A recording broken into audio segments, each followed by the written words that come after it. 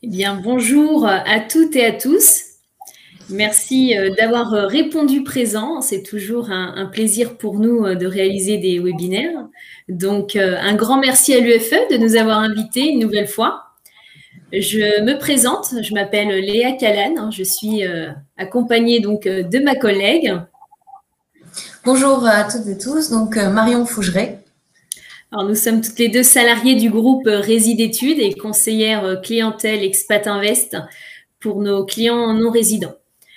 On a tous vécu une année compliquée. On espère que vous allez bien et que vos proches vont bien. Et on espère surtout que la situation est bonne dans votre pays d'expatriation.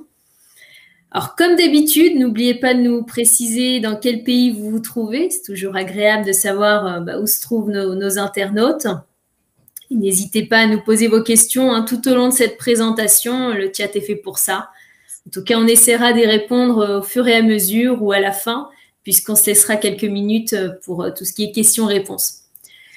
Vous êtes toujours aussi nombreux à vous inscrire. Pour les habitués, on vous remercie pour votre confiance et bien évidemment, bienvenue aux nouveaux participants. Alors, pour nous joindre, vous pourrez nous contacter par mail sur l'adresse expat-invest@reside-études avec un s.fr ou alors directement via notre formulaire sur notre site internet Expat Invest Réside Études pour vos demandes spécifiques.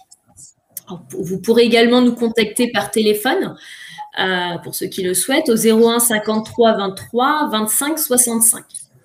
Alors, on vous remettra également toutes nos coordonnées à la fin de cette présentation. Cette vidéo, d'ailleurs, vous sera envoyée dès demain par mail à tous les participants et sera disponible sur notre site internet Expat Invest en replay. Alors aujourd'hui, le sujet que l'on a décidé d'aborder est comment optimiser son épargne et générer un complément de revenus. Donc, durant ce webinaire, on va aborder ce sujet à travers différents points, puisque dans un premier temps, on va parler donc des solutions d'investissement, notamment les solutions financières, les solutions aussi de l'immobilier, géré notamment, la question aussi de vos besoins en tant que non-résident, les deux marchés porteurs et dynamiques sur lesquels on se positionne, et puis également une présentation de simulations et d'exemples chiffrés qui répondent à des demandes et à des besoins précis. Puis ensuite, comme on a écrit également, on passera donc au chat. Donc, cela fait maintenant plusieurs années qu'on vous accompagne sur ces webinaires en partenariat donc avec l'UFE, ce qui nous permet d'aborder avec vous le sujet notamment de l'investissement immobilier meublé à travers différents actes. Donc, aujourd'hui, on voulait en profiter aussi pour se présenter à nouveau à vous et faire un point donc sur effectivement Réside Études. Donc, avant toute chose, Réside Études donc a un double métier, celui à la fois de promoteur et de gestionnaire exploitant. Donc, c'est une double casquette qui nous permet de maîtriser au mieux la qualité des investissements et surtout des emplacements que l'on va sélectionner pour nos résidences afin de répondre à une demande et des besoins qui sont précis. Donc, notre cœur de métier, c'est d'être gestionnaire exploitant. Donc, le métier de la promotion, il va être là au service de la gestion pour nous permettre une meilleure maîtrise. Donc, nos exigences en matière de promotion, elles se font sur deux axes principaux. Donc, on va avoir l'implantation pour pérenniser l'exploitation et la qualité de la construction, puisqu'on se charge aussi de la gestion et de l'exploitation. Donc, l'avantage de ce double métier, celui de promoteur et celui de gestionnaire exploitant, c'est qu'en tant que propriétaire investisseur, vous n'avez qu'un seul interlocuteur à chaque étape de votre investissement. C'est donc une solution qu'on propose qui est vraiment sur un concept clé en main. Donc, ça fait aujourd'hui plus de 30 ans que Réside Études accompagne ces investisseurs dans leurs projets patrimoniaux. On compte aujourd'hui plus de 34 000 logements sur environ 250 résidences sur toute la France. Donc, c'est ce qui fait de nous le premier gestionnaire privé en résidence urbaine de service. Donc, on est spécialisé en résidence urbaine sur 3 secteurs principaux, ce que vous voyez sur le petit camembert ici. Donc, on a d'une part la résidence étudiante, les résidences appart-hôtel et les résidences seniors. Léa et moi-même sommes donc spécialisés sur ces investissements locatifs, en particulier pour notre clientèle expatriée, puisqu'on propose un accompagnement à destination des non-résidents personnalisé, complet et gratuit, comme on dit tout à l'heure, vraiment de A à Z. C'est pourquoi il y a la structure Expat Invest qui a été créée pour vous proposer nos services et répondre à vos besoins spécifiques. Durant ce webinaire, comme le disait Léa, vous pouvez nous adresser vos questions dans le chat, c'est fait pour ça, ou bien à la suite par mail. Eh bien, en tant qu'expatrié, quelle solution de placement s'offre à vous? Alors, il n'est pas toujours évident de s'y retrouver dans les différentes solutions de placement qui existent aujourd'hui en France. Alors, par expérience, on sait aussi que beaucoup d'entre vous ont encore de l'épargne ou des comptes en France. Donc, on va en profiter pour faire un petit état des différentes solutions d'investissement. Alors, on a tout d'abord les supports bancaires, type livret, par exemple, qui ne sont pas forcément rentables, puisque c'est juste un support bancaire qui nous permet d'avoir des liquidités disponibles. Finalement, c'est une solution de disponibilité immédiate. On a le PEL, qui est essentiellement un compte pour un achat immobilier, même si au début, ce n'est pas utilisé dans ce sens-là. On est sur de l'épargne à terme. Tout ce qui est assurance vie, donc là, pareil, également épargne à terme, en fonds euro garantis. Alors là, on ne parle pas d'unité de compte, c'est-à-dire avec des placements en bourse un petit peu plus risqués. Alors, ça permet de faciliter tout ce qui est transmission, mais en général, on va avoir des taux de rendement qui atteignent difficilement les 1,5% net. En tout cas, si on veut dynamiser ces différents rendements, on a tout ce qui est actions et bourse. Bon, là, on sort de l'idée de sécurité avec une possibilité de rendement plus important, mais qui ne sera pas sécurisé. Donc, beaucoup plus sensible à des situations de crise ou de choc économique. Alors, ne pas oublier que le rendement est toujours lié à la notion de risque. Plus votre rendement va être élevé, plus le risque va être important. Alors, il y a également des statuts hybrides, ce qu'on appelle la pierre papier, tout ce qui est CPI, Société civile de placement immobilier. Alors là, il s'agit de parts que l'on achète dans une société qui possède des biens immobiliers. Alors, c'est une autre forme d'investissement. Il n'y a pas d'acte de propriété signé chez un notaire. L'avantage, c'est le ticket d'entrée bas, avec un confort de gestion, puisque là, c'est la société qui est propriétaire de ce parc immobilier qui se charge de tout gérer. Les inconvénients, c'est qu'on y trouve des coûts de gestion et des frais de souscription qui peuvent être élevés. D'ailleurs, le taux de rendement brut ici est non garanti. La crise, d'ailleurs, nous l'a confirmé, avec parfois des rendements qui sont passés de 4 à 2% brut pour les CPI en bureau, par exemple. Donc, vraiment, un conseil à ce niveau-là, étant donné que les rémunérations se font en fonction de la performance du gestionnaire, soyez vraiment très vigilants avant d'investir. Et donc, l'autre solution d'investissement, c'est bien évidemment l'immobilier. Donc là, l'investissement pierre. Donc nous, en tant que promoteur gestionnaire exploitant, on va vous parler essentiellement de la solution de l'immobilier géré, puisque c'est une solution qui va s'adapter parfaitement aux besoins des non-résidents. Donc, on parle ici d'un investissement patrimonial, puisque vous faites l'acquisition d'un bien immobilier. En passant chez le notaire, vous devenez officiellement propriétaire. Donc, le fonctionnement de cet investissement, notamment en LMNP, ce qui signifie loueur meublé non professionnel, il va avoir différents avantages. Les principaux avantages, ça va être d'une part la délégation totale de gestion, puisque de la recherche jusqu'à la location, vous n'avez qu'un seul interlocuteur unique. Donc, dès que vous avez une question, votre conseiller il sera là pour y répondre et vous accompagner tout au long de ce projet. L'autre avantage, c'est celui de la rentabilité, puisque vous avez une rentabilité locative qui est contractuelle et que vous connaissez dès le départ. D'autant que vous n'avez pas à supporter tout ce qui est charge courante d'une location classique, donc l'entretien, réparation, gestion, etc. Puis on a également tout ce qui est fiscalité, puisque là, la fiscalité est avantageuse. Donc là, vous n'aurez pas ou peu de fiscalité sur les revenus générés pendant minimum 20 ans. Donc, dans un investissement classique, vous allez acheter un appartement que vous pouvez confier à une agence. Donc là, vous allez déterminer un loyer. Donc, c'est vous qui allez supporter le risque locatif. Alors, pour cela, en général, vous allez souscrire à une assurance qui va varier en fonction de la couverture que vous souhaitez. Et surtout, vous êtes soumis à l'imposition sur vos loyers. Donc, taux minimum d'imposition de 20%, auquel on ajoute les prélèvements sociaux type CSG. Et justement, une exception à cette règle, le statut du LMNP, le loueur meublé non professionnel, qui est une solution qui va vous permettre d'échapper à la fiscalité française. Alors, En général, on sait qu'on va avoir beaucoup de questions sur tout ce qui est fiscalité et imposition.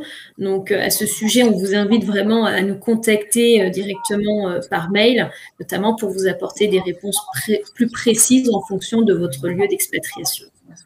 Alors, pour conclure, sur les possibilités de placement et d'investissement, en 2021, si vous cherchez un investissement solide, mutualisé et diversifié, sans aucune contrainte de gestion et qui aura surtout su montrer sa force, alors les résidences de seniors et étudiantes ont un bel avenir.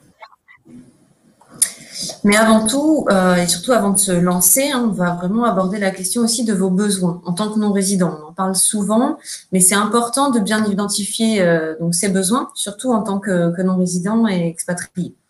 Et en particulier, donc, cette question d'objectif. Donc, vous le savez, on en parle, mais de manière générale, avant de se lancer dans un projet, la première chose, c'est d'une part de connaître ses besoins en fonction notamment de sa situation d'expatriation, ce qui va aussi permettre d'identifier un certain nombre de contraintes et ce qui va permettre donc de bien définir les objectifs du projet que vous souhaitez mettre en place. C'est vraiment primordial pour réaliser le projet qui va vous correspondre. C'est un point essentiel puisque ça va aussi permettre de définir les moyens que vous allez mettre en place pour répondre aux objectifs que vous avez. Et ces moyens, ils vont effectivement changer en fonction de votre situation. Donc, les situations d'expatriation, on a pu observer donc, que beaucoup de non-résidents s'intéressent, et c'est normal, donc, à cet investissement locatif. Et ces raisons, elles varient, notamment en fonction de la situation d'expatriation. Effectivement, on a d'une part l'expatriation pour une opportunité de carrière longue. Alors, dans cette situation, l'objectif d'un investissement est de trouver une solution d'épargne intéressante pour sécuriser et augmenter son capital. L'idée est également de préparer des revenus complémentaires pour la retraite. C'est vrai que la question de la retraite, c'est un point essentiel, d'autant plus si vous effectuez la majorité de votre carrière à l'étranger. On va y revenir juste après. Et puis d'autre part, il y a des expatriations pour des missions professionnelles avec des périodes plus définies, plus courtes parfois, donc en général pour quelques années, ce qui implique aussi une mobilité plus importante, mais qui par ailleurs va permettre de vivre différentes expériences culturelles et d'explorer différents pays. Donc dans ce cas-ci, l'investissement immobilier locatif, ça va être un moyen de vous constituer de manière sécurisée un capital pour permettre aussi de protéger donc votre épargne, d'optimiser également les revenus que vous percevez à l'étranger, puisque la question de la retraite dans ce cas-là, elle est également très importante. Le fait de se déplacer, d'avoir une mobilité plus importante, ça signifie que parfois le parcours professionnel est un peu plus haché. Donc c'est important de sécuriser des revenus pour plus tard, soit pour mieux maîtriser une certaine baisse de revenus lors des changements de situation ou tout simplement au moment du passage à la retraite. Donc, autre point qu'on a abordé, c'est en tant que non-résident, savoir bien identifier aussi les contraintes, puisque votre première contrainte en tant qu'expatrié, c'est notamment l'éloignement. Ensuite, de là découle un certain manque de temps, parfois avec des décalages horaires qui sont importants, et puis un manque de disponibilité en général. On a des plannings chargés, les décalages, etc. Ça n'est pas toujours le plus évident. Il y a aussi un manque de connaissance du marché pour certains, notamment qui sont partis depuis pas mal d'années. Donc, c'est pas toujours évident à distance de se faire une idée du marché, notamment français. Donc, c'est un peu toutes ces contraintes qui vont amener parfois beaucoup d'entre vous à reporter ce projet. Et d'où la question vraiment importante au départ, la question des objectifs. Effectivement, il va être important, à partir de ces différents constats, de bien identifier et de connaître ses objectifs. On a tous un ou plusieurs objectifs, quelle que soit votre situation, et que nous avons pu évoquer précédemment, que ce soit pour vous constituer ou sécuriser votre épargne, ce qui permettra la mise en place de projets futurs. Un objectif également de constitution de patrimoine immobilier. Alors en France, l'investissement immobilier locatif reste le placement privilégié. Il s'agit d'une valeur stable, un marché qui est bien encadré par la loi et surtout une valeur refuge. Un autre objectif, celui de sécuriser votre future retraite avec des revenus réguliers. Alors, comme évoqué, la retraite est un sujet très important. Pourquoi il est nécessaire d'anticiper, d'autant qu'en tant que non-résident, vous ne cotisez pas de la même manière, à moins d'être envoyé par votre employeur français. Mais là, c'est rarement le cas, donc vous n'allez plus cotiser en France. tout cas, ce passage à la retraite ne permet pas aujourd'hui de garantir le maintien de votre niveau de vie. C'est pour cette raison que nous avons de plus en plus d'investisseurs qui nous sollicitent avec comme objectif premier la constitution de capital en vue d'un complément retraite. Donc, peu importe votre âge, votre profil, que vous soyez jeunes actifs ou en fin de carrière, ou même conjoint accompagnant, c'est un sujet qu'il est tout à fait possible et important d'anticiper. Alors, un autre objectif, c'est celui, comme on a pu l'évoquer précédemment, de l'avantage fiscal intéressant sur ce statut de LMNP. On a un petit peu expliqué ce que ce statut permet, mais notamment de pouvoir défiscaliser vos revenus locatifs pendant une vingtaine d'années ou plus, en fonction du mode de financement. Donc là, c'est vraiment le statut fiscal et le montage comptable d'amortissement qui vont permettre de bénéficier de cet avantage-là. Comme disait Léa aussi tout à l'heure, on a beaucoup de questions en général sur ce sujet d'imposition. Donc, n'hésitez pas à nous poser vos questions par mail et de nous contacter si vous avez vraiment une question plus précise. Un autre objectif important pour beaucoup d'expatriés, ça va être aussi de protéger sa famille, de pouvoir anticiper la transmission aux enfants. Et puis, un aspect qui est de plus en plus présent dans les demandes des investisseurs, c'est celui de donner du sens à son épargne. En effet, quand on fait le choix d'investir dans des résidences qui vont permettre de loger des étudiants ou de loger des personnes seniors, c'est aussi le choix d'un investissement qui va répondre à des besoins, et des besoins qui sont spécifiques à nos sociétés, tout en permettant aussi de sécuriser son placement, puisque vous vous sécurisez sur une demande locative forte et notamment long terme. Donc, les résidences étudiantes et seniors, elles ont vraiment été créées pour accompagner au mieux les personnes et proposer des solutions d'habitation adaptées à ces besoins. Donc, on voit bien par rapport à l'investissement immobilier l'importance de définir, en tout cas de définir, oui, ces objectifs, ce qui va permettre de mettre en place le projet qui vous correspondra. Bien, super. On est déjà à environ 15 minutes du webinaire. Je vois qu'on a quelques questions sur le chat. En tout cas, n'hésitez surtout pas à nous écrire et à nous poser toutes vos questions. Alors maintenant, on va voir comment ce type d'investissement peut se concrétiser grâce à deux marchés porteurs. Alors, le marché de l'étudiant, tout d'abord, qui est notre secteur historique. Il reste un secteur démographique qui est en constante augmentation, parce qu'aujourd'hui, on compte plus d'1 600 000 étudiants chaque année à la recherche d'un logement. L'offre en matière de logement étudiant reste toujours très insuffisant en France. Donc, il s'agit ici de développer de nouvelles résidences avec des services répondant à ces besoins spécifiques, c'est-à-dire des studios avec tout confort, accueil, cafétéria, espace de travail partagé, etc. D'ailleurs, Résidetudes propose aujourd'hui plus de 19 000 logements pour étudiants sur toute la France. Et l'autre marché dont nous parlions, c'est donc le marché de la résidence senior. Donc, la démographie, depuis ces dernières années, elle a amorcé un changement inédit, puisque les seniors sont de plus en plus nombreux, de plus en plus autonomes, avec des besoins bien particuliers. Si on regarde rapidement au niveau des chiffres, d'ici 2030, c'est 23,4% de la population en France qui aura plus de 65 ans. Et en 2040, on voit une augmentation de la période actuelle de 2020 de plus de 45% des 65 ans dans la population. Donc, les résidences seniors, ce sont des résidences qui vont permettre de proposer un mode d'habitat intermédiaire entre le domicile ordinaire et ce qu'on appelle donc l'établissement d'hébergement pour personnes âgées dépendantes, les EHPAD. Donc là, on est vraiment sur une solution d'habitation intermédiaire. Ce sont des habitations qui s'adressent à des personnes qui sont donc autonomes, valides ou semi-valides, en général de plus de 60 ans, qui ne souhaitent plus avoir de contraintes liées à une habitation classique et qui permet aussi d'éviter la rupture et l'isolement social. Ça permet d'être à la fois chez soi, mais aussi de profiter d'un certain nombre d'espaces communs et puis d'être entouré, de nouer des amitiés, de garder une vie sociale épanouie. Et en général, ce sont des éléments très importants pour conserver une autonomie tout en étant dans un cadre de vie qui soit sécurisé. Il y a un personnel sur place qui est présent et qui peut intervenir en cas de besoin à n'importe quel moment. Donc, nos résidences seniors, elles se font sous la marque Les Girandières et Palazzo. Donc, aujourd'hui, on propose plus de 7000 logements sur toute la France. Eh bien, suite à vos nombreuses demandes, nous avons décidé justement de vous présenter des cas précis d'investissement avec des simulations concrètes. Alors, nous avons pris deux exemples de clients réels que nous avons accompagnés récemment.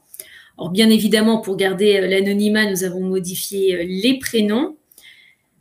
Alors, si vous ne vous identifiez pas au profil que nous allons vous présenter, ne vous inquiétez pas, c'est simplement à titre d'exemple. Chaque profil et chaque situation est différente. Alors, le profil numéro 1, il s'agit de Francis et Catherine, qui sont expatriés depuis 25 ans à Singapour. Ils ont 2 enfants, ils sont tous 2 en activité. Monsieur a 55 ans et il est en activité depuis de nombreuses années dans la même société à Singapour. Sa retraite est prévue dans 10 ans. Madame, quant à elle, a 53 ans. Elle est également en activité, mais a eu un parcours professionnel un petit peu plus irrégulier, puisqu'elle a cessé son activité afin de suivre son mari, puis a retrouvé une activité il y a quelques années. Mais elle n'aura pas forcément de retraite complète. Alors, il touche un salaire singapourien en dollars, l'équivalent de 14 000 € à 2, qu'il transfère en grande partie en France tous les 3 mois sur des supports bancaires.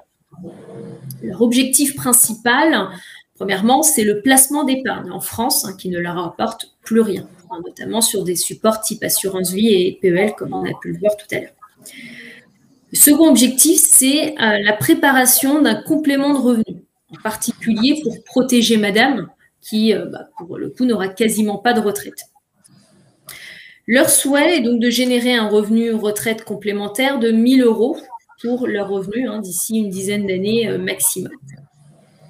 Alors, quelle est leur situation financière? Monsieur s'était préalablement renseigné. Il aura environ 1 500 € en retraite et madame en aura 700, ce qui fait un total de 2 200 € par mois de retraite.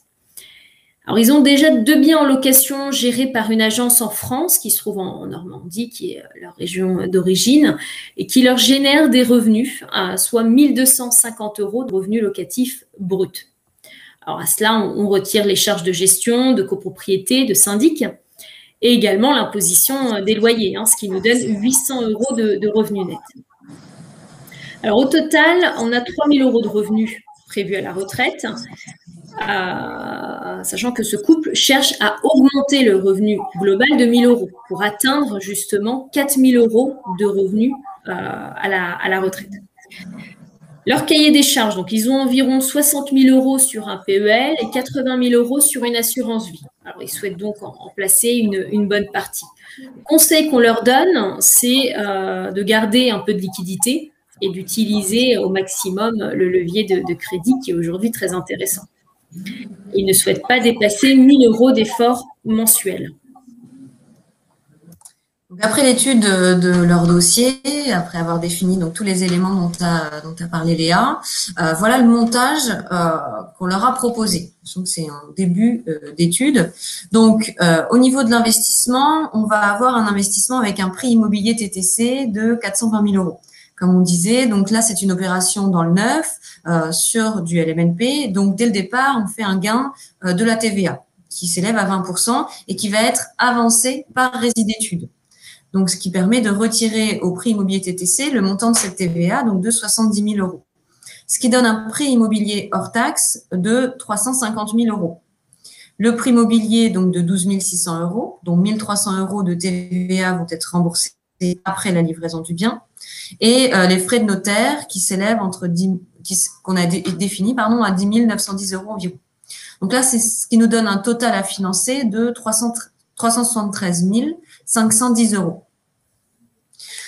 Pour le financement, donc on a l'apport personnel d'une part, donc qui est de 110 000 €, le prêt amortissable donc de 263 510 € sur un crédit avec une durée de 12 ans et un taux, donc on a mis sur la simulation à 0,95% plus une assurance à 0,40. Donc ici, on a un montant de remboursement mensuel du prêt à 2 045 €. On va avoir donc la taxe foncière mensuelle qui est à leur charge et les frais comptables donc, de 115 € par mois, revalorisés à hauteur d'1% par an sur la durée du crédit. Le montant des loyers hors taxe mensuelle, donc qui est de 1 203 €, également revalorisé à 1% par an. Donc sur cette opération, durant toute la période de leur prêt, ils auront donc un solde financier et fiscal qui s'élève à 957 € par mois. Donc on voit ici que ça correspond déjà d'une part à leur cahier des charges, puisque le montant de l'apport respecte celui qui a été défini au départ et l'effort mensuel ne dépasse pas les 1 000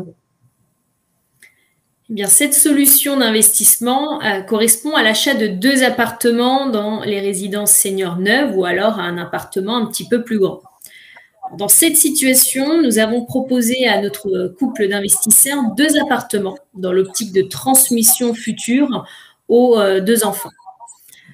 Alors, tout d'abord, les Girandières Cœur Normandie à Rouen, qui proposent une rentabilité nette à 3,90%, prévu en livraison au 4e trimestre 2023. Et également les Girandières Amatica à Anglette, sur le même rendement, et la livraison est prévue au 2e trimestre 2023. Eh bien, pour revenir à l'étude chiffrée, quel est le bilan donc, de cette opération? L'achat de ces 2 appartements vont permettre à Francis et à Catherine de percevoir un revenu hors taxe net de toute charge de 13 650 € par an. L'avantage fiscal, c'est que ce revenu va échapper totalement à l'impôt sur les revenus locatifs pendant 24 ans. C'est-à-dire que jusqu'à 2046, il n'y a 0 impôt, ni même de prélèvements sociaux à prévoir sur ce revenu. Donc avec cet investissement, Catherine et Francis, ils vont pouvoir justement générer des revenus complémentaires permettant d'atteindre leur objectif, placer leur épargne de manière sécuritaire, protéger Catherine pour lui assurer des revenus permettant de la mettre à l'abri et surtout préparer la transmission aux enfants également. Alors, l'autre profil qu'on voulait vous présenter aujourd'hui, donc là, c'est celui de Valérie. Donc là, il s'agit d'une personne qui a 34 ans, qui est en couple, sans enfant. Elle est expatriée donc au Liban depuis maintenant 2 ans. Précédemment, elle était pendant 5 ans en Birmanie et puis 3 ans encore en Australie. Donc, elle est en contrat local. Il n'y a pas de projet de résidence principale avec son compagnon pour le moment, mais là, c'est un investissement qu'elle souhaite faire seule. Son objectif, c'est de commencer justement à se constituer du patrimoine, sécuriser aussi un capital en euros et profiter aussi de l'effet de levier du crédit. Elle souhaite donc se lancer dans un premier achat pour ensuite pouvoir en réaliser d'autres sur les années à venir. Son salaire, il est de 4 300 € mensuels. Donc, son cahier des charges, donc contracter un crédit qui soit le plus long possible, avec un apport de 35 000 € et notamment sa banque en ligne. Et elle ne souhaite pas dépasser 500 € d'effort d'épargne par mois. Alors, la petite chose qu'on peut préciser, c'est que le conseil qu'on lui a donné, c'est qu'étant donné que sa banque en ligne ne finance pas le crédit immobilier pour les non-résidents, on lui propose de l'accompagner sur nos partenaires qui sont spécialisés dans la recherche de financement des expatriés. Donc, petit aparté d'ailleurs sur le crédit, les taux de crédit aujourd'hui restent toujours très bas. C'est ce qui est très intéressant. On est retourné sur des taux de crédit avant crise sanitaire, même si on sait qu'il y a toujours une petite différence entre les taux qu'on peut obtenir en tant que résident français et les taux des expatriés. Mais cela dit, ça reste quand même un effet de levier qui sera très intéressant pour financer vos projets immobiliers. Eh bien, après étude de son dossier, voici le montage qu'on a proposé à Valérie. Alors, un investissement sur un prix immobilier TTC de 120 100 €, auquel on retire la TVA de 20%, puisqu'ici on est en résidence de service. C'est Résidétudes qui va l'avancer pour le propriétaire. Donc, ce qui nous donne un prix immobilier hors taxe de 100 083 €. Auquel on ajoute le mobilier TTC, puisque là c'est le propriétaire qui avance la TVA, qui se fera restituer ce montant généralement 6 mois après la livraison. On y ajoute les frais de notaire, 4 810 €, ce qui nous donne un total à financer de 108 253 €. Donc en termes de financement, comme on l'a expliqué, on a décidé de l'accompagner sur toute cette partie, puisqu'elle détient uniquement une banque en ligne qui ne finance pas forcément les crédits des non-résidents. Alors, la banque avec laquelle on a trouvé un partenariat nous a proposé effectivement un nantissement de 25 000 € sur un support d'assurance vie, en l'occurrence. C'est-à-dire que Valérie ne mettra uniquement que 10 000 € dans cette opération, puisque le prêt se fera sur 98 253 €. La durée retenue est de 20 ans avec le différé. Le taux proposé, c'est un taux à 1,25% et une assurance à 0,30%. Ce qui nous donne un montant de remboursement mensuel de 493 €, auquel on ajoute la taxe foncière qui est ici mensualisée et revalorisée à hauteur de 1% par an, à 41 €. Et on retire donc tout ce qui est loyer, hors taxe, donc mensualisé également et revalorisé à 1%. Donc, ce qui nous donne, en termes d'effort d'épargne, 213 € à verser tous les mois. Donc, cette solution d'investissement, elle est proposée sur une résidence étudiante. Donc, il s'agit des Estudines à Angers. Donc là, en l'occurrence, c'est pour un appartement studio avec une rentabilité nette donc de 3,45 et qui sera livré au 3e trimestre 2023. Donc, pour revenir sur le bilan chiffré de l'opération, donc on a des revenus hors taxes nets de toute charge, donc charge de copropriété, syndic, gestion, assurance et réparation, entretien, de 3 453 € par an.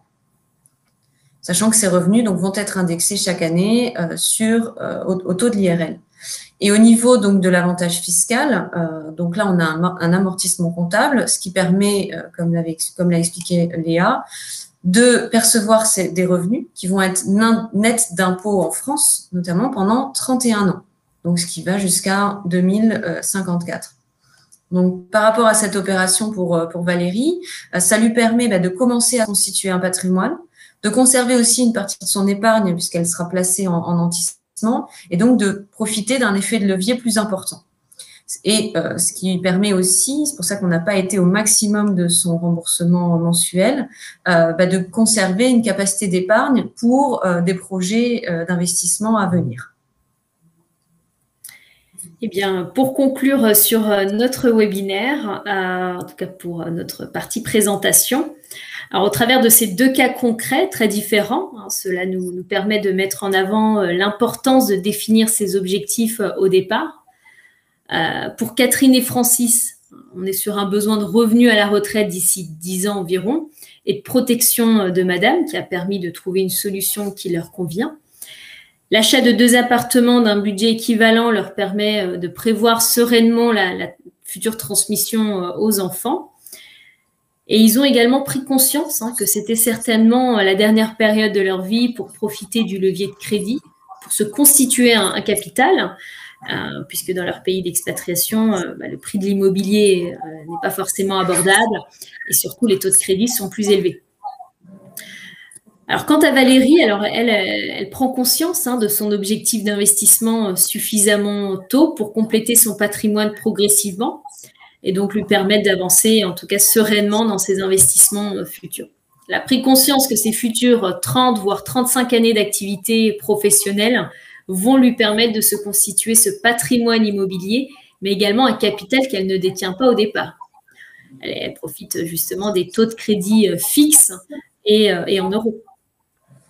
Alors, chaque projet est différent et spécifique, donc il est vraiment important de réaliser une étude personnalisée qui permettra de définir au mieux l'investissement qui vous correspond et qui est surtout adapté à votre situation.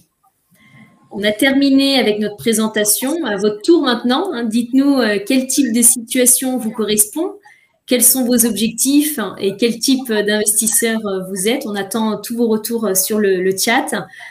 On espère en tout cas que le sujet abordé et les cas concrets d'investissement vous ont permis de vous projeter plus facilement et que cette présentation vous a plu. Alors pour ceux qui auraient loupé le début ou alors ceux qui souhaitent revoir le webinaire ou même le partager à votre entourage, il sera envoyé à tous les participants et sera disponible justement en replay sur notre site Expat Invest Résidetudes.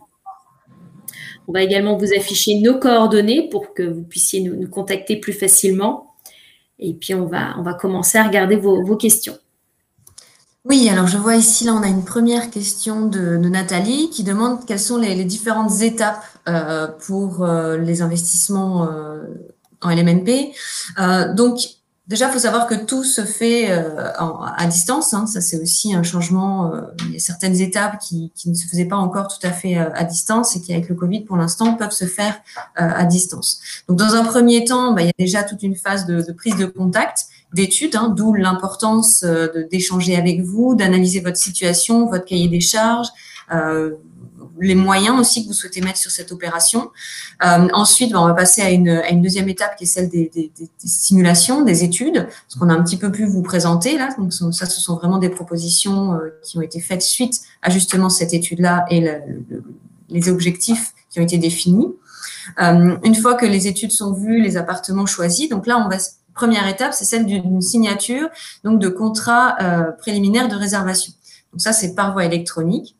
Ensuite, vous recevez donc un courrier recommandé avec le contrat préliminaire de réservation et vous disposez d'un délai légal de réflexion de 10 jours, à l'issue duquel vous procédez donc au versement du dépôt de garantie auprès du notaire directement à hauteur de 3 000 €. Ensuite, donc là, on vous accompagne sur la recherche de financement, ou bien si vous préférez passer par votre banque, c'est aussi possible. Mais là, c'est la recherche de financement donc, sur lequel on peut vous accompagner. Et on va, une fois que tout est validé au niveau du dossier de financement, organiser le passage notaire. Et c'est au moment de ce passage notaire qu'il va y avoir le déblocage des fonds et le déblocage de ces fonds vont démarrer. Donc, petit à petit, en fonction de l'avancée des travaux. Durant cette période, là, à ce moment-là, vous ne remboursez que l'assurance du prêt. Et ensuite, donc, au moment où l'appartement est livré, c'est le moment où vous percevez vos premiers loyers et les premiers remboursements de votre crédit démarrent. Donc, voilà un petit peu les différentes étapes pour la mise en place de ce type d'investissement. Alors, c'est des étapes par lesquelles on va vous accompagner. Hein, donc, vous inquiétez pas, ça peut vous paraître un petit peu compliqué, surtout quand on n'est pas sur place, mais on va vous accompagner. Hein, donc, à ce sujet, n'ayez aucune crainte. Alors, on a une question d'Alicia. Est-il possible de choisir la localisation de l'appartement ? Bonjour Alicia, oui tout à fait, hein, il est possible de choisir la localisation, tout dépendra des possibilités d'investissement et de nos projets en cours.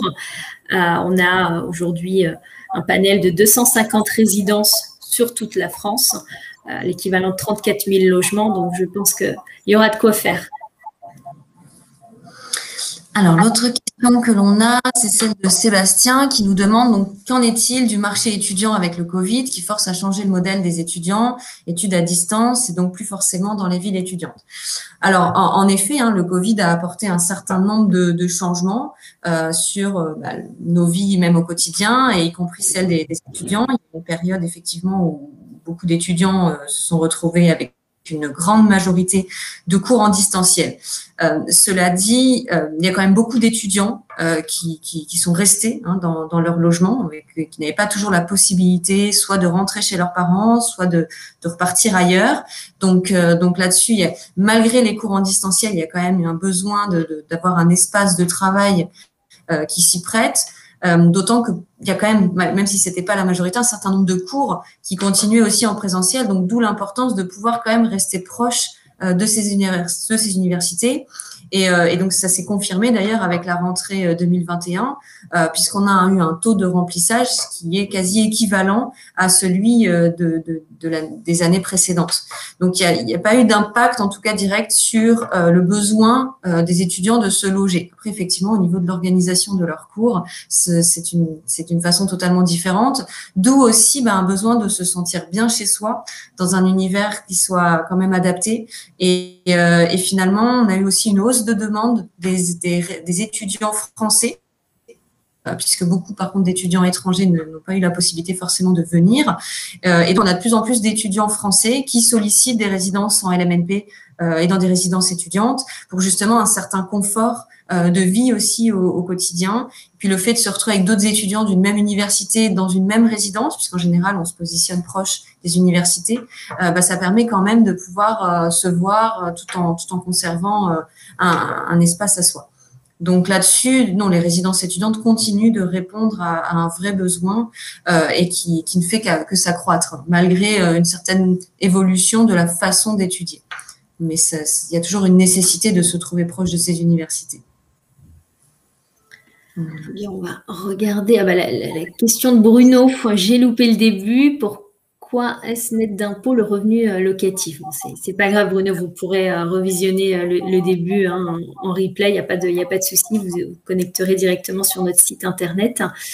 Alors, pourquoi c'est net d'impôt? Puisqu'ici, on est sur un statut fiscal qui s'appelle amortissement. Le statut du LMNP, le loueur meublé non professionnel. Ce statut vous permet ici d'échapper à l'impôt sur les revenus locatifs, donc au taux minimum d'imposition de 20% et également aux prélèvements sociaux qui peuvent varier en fonction de votre pays d'expatriation entre 7,5% et 17,2%. Donc pour ça, n'hésitez pas, si vous souhaitez avoir plus d'informations et peut-être une étude un petit peu plus personnalisée par rapport à votre lieu d'habitation, à nous contacter par mail ou par téléphone. Alors, je vois deux questions qui se ressemblent un petit peu, celle de Jonathan et de Nina Manzano, qui demandent donc une première question si on ne propose que de gérer que sur du neuf et si on propose des projets dans l'ancien. Donc effectivement, le fonctionnement du groupe Réside Études, c'est vraiment l'intégration de tous les métiers. Donc un accompagnement qui va de A à Z. Donc on a parlé de celui de promoteur, celui de gestionnaire exploitant, mais le département revente fait également partie du groupe, puisqu'on a intégré cet aspect-là aussi dans l'accompagnement qu'on propose. Et donc, ce qui nous permet aussi de vous proposer des projets sur de l'ancien. Donc là, à voir ce qui vous convient le mieux, si ce sont des investissements plutôt sur du neuf ou sur des programmes anciens, mais les deux sont faisables. Alors, on a deux questions de Pierre. La première, quelles sont les différences entre investir pour un logement étudiant ou senior? Alors ici, on est sur de la résidence de service dans les deux cas. Effectivement, les logements ne sont pas les mêmes, puisqu'on est plutôt sur un studio étudiant d'environ une vingtaine de mètres carrés. Et sur le senior, on est sur des superficies un petit peu plus importantes. Donc forcément, les prix ne sont pas les mêmes et les rendements également. Donc les loyers que l'on va vous verser ne seront pas les mêmes également. Donc il y a des petites différences. Donc ça, on pourra le voir en fonction de votre projet. La seconde question, quelle est la raison d'une exemption d'impôt sur les logements pendant 24 ans, que se passe-t-il ensuite? Comme je l'expliquais, ici, on est vraiment sur un statut fiscal qui vous permet d'échapper à l'impôt sur les revenus locatifs en France. C'est-à-dire que pendant 24 ans, dans cette simulation et dans ce cas précis, l'investisseur sera complètement exonéré d'impôt pendant 24 ans. Au-delà de la 24e année, on sera imposé au taux minimum d'imposition qui est de 20%, auquel on ajoute les prélèvements sociaux. C'est-à-dire que l'avantage fiscal ici va durer 24 ans, ce qui est énorme. Dans un investissement comme celui-ci, pendant 24 ans, vous allez échapper à l'impôt, vous n'aurez aucune imposition dessus, que vous décidiez de rentrer en France ou non d'ailleurs. Je me permets de dire donc 24 ans, ça c'est certainement par rapport à la simulation, sachant que en général c'est minimum une vingtaine d'années et qui peut s'augmenter. On l'a bien vu d'ailleurs entre le projet de Francis et Catherine ou celui de Valérie, cette période de non-fiscalité des loyers a grandement changé entre les deux projets, notamment par l'effet de levier du crédit et donc la possibilité d'amortir aussi les frais d'acquisition, etc. Donc, je me permets d'amener cette précision. Oui, c'est vrai, effectivement. Là, on est vraiment sur un cas précis sur 24 ans, mais l'imposition peut, en tout cas, la non-imposition ici, l'amortissement peut durer entre 20 à 30 ans, puisqu'on va déduire au maximum tous les frais annexes et puis on va surtout amortir le bien immobilier. C'est ce qui fait aujourd'hui que vous allez échapper à l'impôt dans cette situation. C'est qu'on va amortir le bien immobilier sur 20 ans.